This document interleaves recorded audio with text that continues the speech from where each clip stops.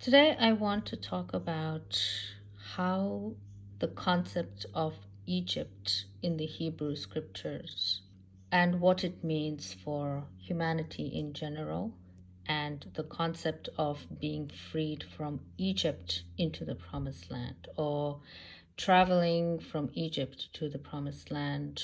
Egypt is known for its slavery because it enslaved the Jewish people and made them work in horrific conditions. And the Egyptians really oppressed the Jewish people. And that's why our Father was trying to free his people from the enslavement. That's why Moses went from Egypt to the promised land. So he journeyed under Father's instruction to the promised land. So there's a whole story based on Moses for that. You can go and research and study that, how Moses went from Egypt to the promised land and his journey. So that is symbolic for humanity. Our journey from Egypt to the promised land is symbolic for humanity. And I want to prove that to you through a physical proof given in the US dollar, and that Egypt symbol, which is the pyramid with the eye, is your Egypt. So all of the debt slavery that we are a part of is still coming from the ancient Egyptian system that were discriminating and oppressing and suppressing and enslaving the Jews. So we are still part of that world. We are still part of that enslavement of the Jews. The Gentiles, the everyday people that are not Jews, are called Gentiles. So the Gentiles are part of that enslavement system of the Egyptians, and that is proven to you via this dollar bill. That is proven to you through this money here. So this is the American dollar. You can see the Egyptian symbol, the pyramid with the all-seeing eye. That is the omnipresent view of humanity, which the fallen angels they have on us. So they have this omnipresent view, which is represented here as well. And that is the capstone that represents the elite, and that represents humanity, or the people that they enslave. And so this is the Egyptian pyramid symbol, and it is literally in the dollar, because right now humanity is in a debt slavery, or the Western world mainly, we are part of the debt enslavement. So previously, Jewish were part of labor enslavement. They were doing physical labor work to earn money. So they were part of the Egyptian enslavement in terms of physical labor. But in our current system, we are still part of that physical labor because we are in the debt enslavement. But the Western world is part of the debt enslavement. So we are still in Egypt. We are still part of that Moses enslavement. We are still part of that. We are still trying to free ourselves from Egypt, this monetary system, this debt enslavement, that people go to work every day to earn this money.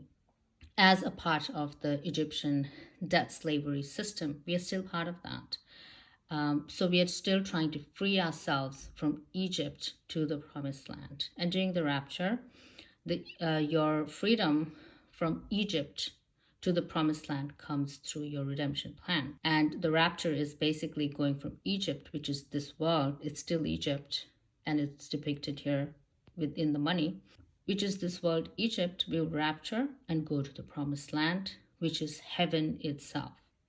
So that's what I wanted to convey in terms of how we are still living in Egypt and how we are still part of that enslavement system. It looks different on the outside, but the core values are the same. So when the ancient Jew people were oppressed by the Egypt and used as slaves or sold as slaves and just used as slaves for their system, it's no different now. We are still in that Egyptian system, that humanity, or especially the Western world, is used as slaves, money slaves, to fuel the Egyptian system, to fuel the idol worship Egyptian system, to fuel the idol worship Egyptian system, to celebrate their pagan Christmas, Easter, to be a part of their pagan system. Anything that they do in the Western world or generally in the world. It's a pagan system through and through because there is no spiritual benefit of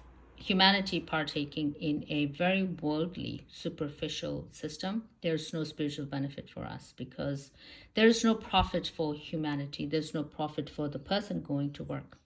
The profit is only for the Egyptians that are employing you. There's no profit for humanity. We are used within the slave capacity in the Western world and in many parts of the world that they are employing the same ancient Egyptian system. So if you want to study, if you want the background, the initial background of the Egyptian enslavement, you can study the story of Moses. There are movies you can watch. There are lots of videos made about that, or you can just read Exodus in the Hebrew scriptures. You can read in the Bible, you can read Exodus, which talks about the journey of Moses from the enslavement of the Egyptians, so freeing themselves from that enslavement and journeying towards the promised land through the desert. So you can study that story and understand what's going on with the human race in the current stage, because we are still part of the Egyptian enslavement, because this Western world mainly is a debt enslavement. It's a monetary debt-based system. So we are slaves of debt. We are slaves of money. And the money is not even real money. The money is fake money. They don't even have the money that they lend out for mortgages. So the whole Western system is based on that debt slavery. So in the Western world, most people don't own their cars, don't own their houses, because everything is mortgaged. Everything is part of the debt. So people just work here, work really hard in the Western system to just pay off their debts, because we live in a debt slavery. And that is the debt slavery or debt slavery is your classic Egyptian system. And the Egyptians are like the fallen angels. So they have created is a satanic system based on idol worship, because they don't believe in our Father in heaven. They don't believe in God. They only believe in the pagan gods. They worship stones and statues, and that's your Egyptians. They worship statues. They worship foreign gods, or gods that with no life, gods that cannot give them anything, God that has no power. They basically worship stones. And humanity is actually working for the Egyptians that actually worship stones. So think about that. So this world is a Egyptian debt slavery. Current world that we are living in can still be called Egypt.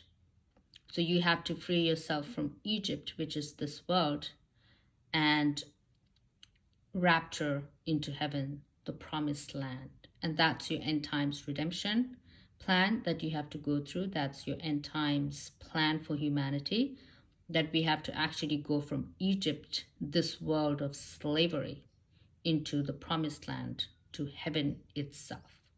So we are not going to any other country. We are not seeking political asylum. We are not refugees moving into a better country, the perceived better country. We are not doing that, but we are actually going directly to heaven during the end times. So in the end times, through your redemption plan, you can go from Egypt to the promised land. Egypt, which is this world, to the promised land, which is heaven itself. And you can use the mantrayana, the mantra vehicle of Gatte Gatte Para Gatte Parasam Gatte Bodhisattva, gone, gone, beyond, beyond the shore gone, enlightenment, hell. So we are going from this shore, the Egypt, we are on the Egypt shore right now. So we are going from this shore to the other shore, into heaven itself. That's the whole premise of the end times. So all of this money design, all of this is based on the Egyptian people that designed this, and they have all of the ritualistic, occultic, idol worship based symbolism everywhere. So many people have studied and decoded the money, and you can go and research that, what that means, because all of this is actually created by the Freemasons.